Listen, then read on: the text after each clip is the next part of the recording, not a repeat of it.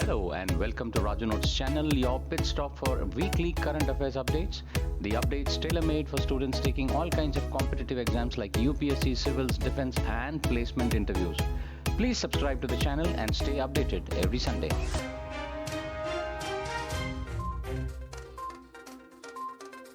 What is loud budgeting? The new viral trend to save money. Loud budgeting is a new personal finance trend of being vocal about one's financial situation, prioritizing savings and not spending money under peer pressure.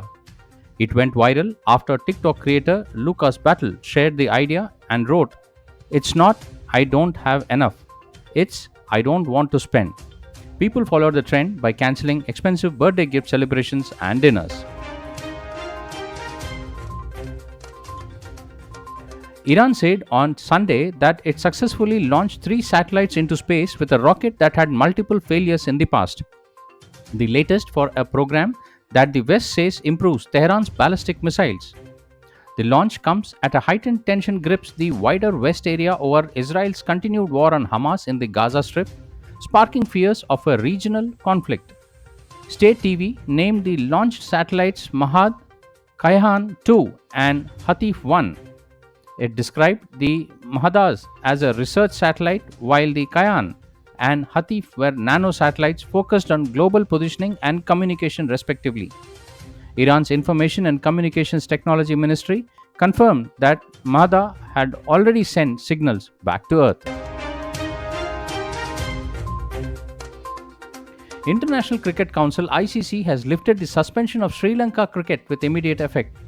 Sri Lanka cricket has been reinstated as a member of the International Cricket Council after a 2-month suspension, ICC said. On 10th November 2023, Sri Lankan cricket was suspended for violation of responsibilities as an ICC member. In particular, the requirement to manage its affairs autonomously and ensure that there is no government interference in the governance, regulation, and/or administration of the cricket in Sri Lanka.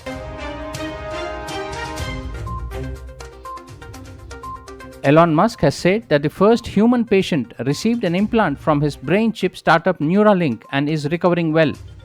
Initial results show promising neuron spike detection. Musk posted on X. He added, "The first Neuralink product is called as telepathy. Telepathy enables control of your phone or computer and through them almost any device just by thinking."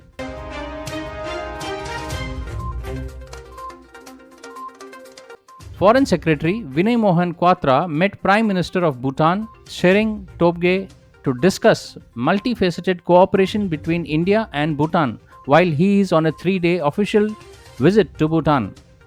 According to Ministry of External Affairs, the visit provided an opportunity for a wide-ranging discussions on all aspects of the bilateral relationship, including development, partnership, 13th 5-year plan, cooperation in energy, trade, technology, connectivity, infrastructure, economic ties between two countries.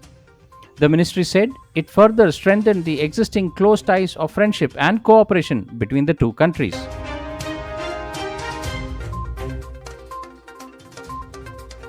Billionaire Sultan Ibrahim Sultan Iskandar, the Sultan of Johor State, has been crowned as Malaysia's new king. The 65-year-old took his oath of office at the palace and signed the instrument of proclamation of office on Wednesday. Malaysian king is selected through rotational monarchy system, with the head of 9 royal families taking turns to be kings for 5 years after term. After independence from British colonial rule in 1957, order of rotation was determined by seniority. But that rule was dropped after all royal families completed a term each. They now take turns based on initial order. The 6th edition of Khelo India Youth Games came close last week. Union Minister of Youth Affairs and Sports Anurag Singh Thakur attended the closing ceremony, which was held in Chennai.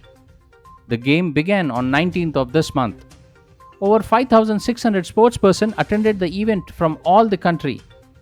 The sporting events were held at Coimbatore, Madurai and Trichy apart from Chennai. Maharashtra tops the medal tally with 150 medals, followed by Haryana with 103 medals. Tamil Nadu stood third with 91 medals. The fourth Khelo India Winter Games started this week at Leh in Ladakh. Union Minister Nitish Parmanik inaugurated the 5-day-long event in Leh. This edition is being hosted jointly by Union Territories of Ladakh and Jammu and Kashmir in two parts. The first part of this edition is being hosted by Ladakh at Leh. 600 athletes from 15 states and Union Territories are participating in two sporting events, namely ice hockey and ice speed skating games in this first part of Khelo India Winter Games. In ice hockey, 4 women teams and 8 men teams are taking part. The second part of the game is scheduled from 21 to 25th of this month in Kashmir Valley.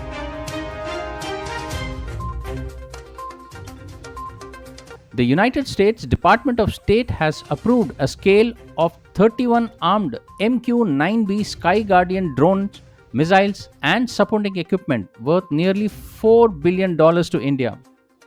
India proposed to purchase the drones during Prime Minister Narendra Modi's state visit to US last year. The proposed sale will improve India's capacity to meet current and future threats, Defense Security Cooperation Agency said.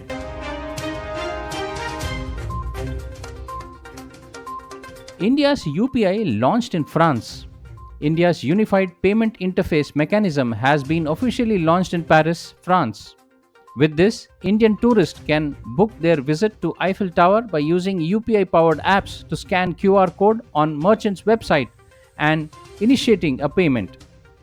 The move to launch UPI in France was first announced by Prime Minister Narendra Modi during his visit to France last year. Prime Minister Narendra Modi announced that senior BJP leader LK Advani will be conferred with the Bharat Ratna. He said Mr. Advani's life is one which started from working at a grassroots level to serving the nation as a deputy prime minister.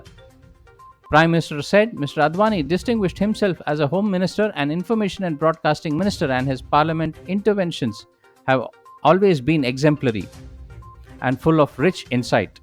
Prime Minister Modi added that Mr. Advani's decades-long service in the public life has been marked by an unwavering commitment to transparency and integrity, setting an exemplary standard in the political ethics. And now for the segment where we see the events that unfolded itself this week back in history. 28 January 1986, explosion of the Space Shuttle Challenger. On this day in 1986, US Space Shuttle Challenger exploded 73 seconds after liftoff from Florida, killing all 7 aboard, including a school teacher who has been chosen as the first American civilian to travel in the space. 29 January 2002, Iran, Iraq, and North Korea called an axis of evil. On this day in 2002, US President George W. Bush, delivering a State of Union address, described Iraq, Iran, and North Korea as an axis of evil for their attempts to develop nuclear, chemical, or biological weapon. 30th January 1948, Great Soul assassinated. Indian leader Mahatma Gandhi, considered the father of his nation and internationally esteemed for his doctrine of non-violent protest, satyagraha, to achieve political and social progress, was assassinated this day in 1948.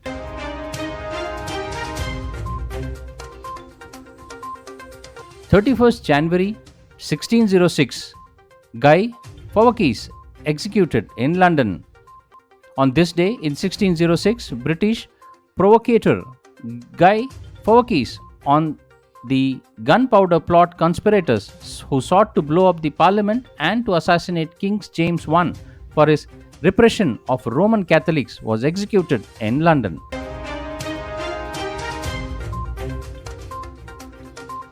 February 2003, Space Shuttle Columbia destroyed. On this day in 2003, while returning to Earth from an orbital mission, the US Space Shuttle Columbia broke up catastrophically at an altitude of about 40 miles over Texas, killing all 7 crew members, including an Indian.